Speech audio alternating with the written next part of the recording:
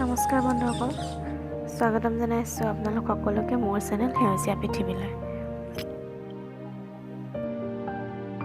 আপোনালোকক আজি দেখাম আমাৰ বাৰীৰ ওচৰত কোন আহিছিলে চাওকচোন। দেখিছেনে?